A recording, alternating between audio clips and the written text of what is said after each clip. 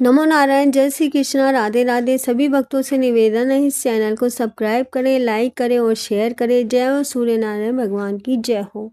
प्राचीन काल में नेमशारण्य में महर्षि सूत के पास एकत्रित होकर सभी ऋषि मुनियों ने पौष मास के महत्व के विषय में जिज्ञासा प्रकट की।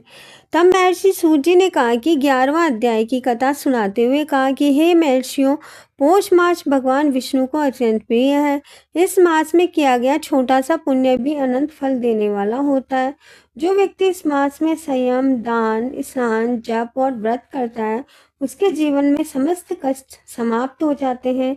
सूत जी बोले कि प्राचीन समय में सुदर्शन नामक एक धर्मात्मा राजा था। वह प्रजा का पालन पुत्रवत किया करता था, किंतु उसके राज्य में धीरे धीरे अकाल, रोग और अशांति फैलने लगी।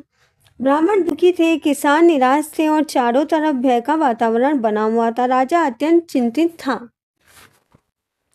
राजगुरु के पास गए और बोले कि गुरुदेव, मैंने जीवन भर धर्म का पालन किया है, फिर भी मेरे राज्य में यह संकट क्यों आया हुआ है। राजगुरु ने ध्यान लगाकर कहा कि हे राजन, पूर्व जन्म में कुछ दोष और पौष मास का अपमान करने के कारण इस संकट का कारण है। यदि तुम सच्चे हृदय से पौष मास का व्रत और सेवा करोगे तो राज्य पुनः समृद्ध होगा। राजा ने पौष मास के प्रथम दिन से ही व्रत करना आरंभ कर दिया। वह प्रतिदिन प्रातःकाल गंगा के जल से स्नान करता, सूर्यदेव को अर्घ्य दिया करता, भगवान विष्णु की पूजा भी करता था, गरीब और अन्न, वस्त्र और तिल का दान किया करता था, क्रोध, अहंकार और लोभ का त्याग करता था। राजा ने संकल्प लिया कि पूरे पौष मास में वह केवल सात्विक भोजन ही करेगा और किसी का अपमान भी नहीं करेगा। पौष मास के मध्य में एक रात्रि राजा को सपने में लक्ष्मी जी के दर्शन हुए। उन्होंने कहा कि हे राजन, तुमने पौष मास का आदर किया है, अब तुम्हारे राज्य में दरिद्रता बिल्कुल समाप्त हो जाएगी। सुबह होते ही राजा ने देखा कि वर्षा समय पे होने लगी है, खेतों में हरियाली छा गई है, रोगी स्वस्थ होने लगे हैं, प्रजा के मुख पर प्रसन्नता दिखाई दे रही है। राजा ने इसे भगवान विष्णु का आशीर्वाद माना और पौष मास की महिमा समझा। एक दिन वह वृद्ध ब्राह्मण राजा के द्वार पर आया। उसने कहा कि राजन, मेरे पास ना अन्न है, ना वस्त्र और कुछ भी नहीं है, मेरी आप सहायता करिए।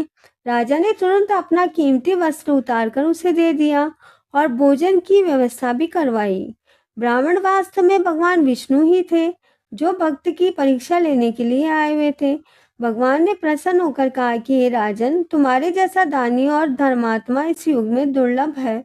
तुम्हारा नाम युगों युगों तक जाना जाएगा। सूजी बोले कि पौष मास में सूर्य देव की पूजा पर विशेष महत्व बताया गया है।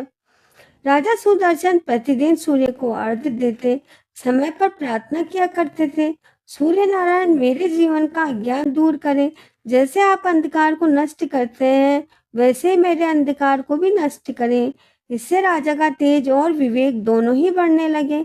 जो व्यक्ति पौष मास में कथा सुनता है, व्रत रखता है, तिल, गुड़, कंबल और अन्न का दान करता है, सत्य बोलता है, करुणा का पालन करता है, उसके जीवन में कभी भी दरिद्रता नहीं आती है। सूजी ने कहा कि ऋषियों, पौष मास में की गई भक्ति मनुष्य को वैकुंठ तक ले जाती है। जो श्रद्धालु पौष मास के मातम की 11वीं कथा को स्वयं पढ़ता है, दूसरों को सुनाता है या श्रद्धा से श्रवण करता है, उसके समस्त पाप नष्ट हो जाते हैं, धन धान्य में वृद्धि होती है, रोग और शोक भी समाप्त हो जाते हैं और अंत में भगवान विष्णु के धाम की प्राप्ति होती है।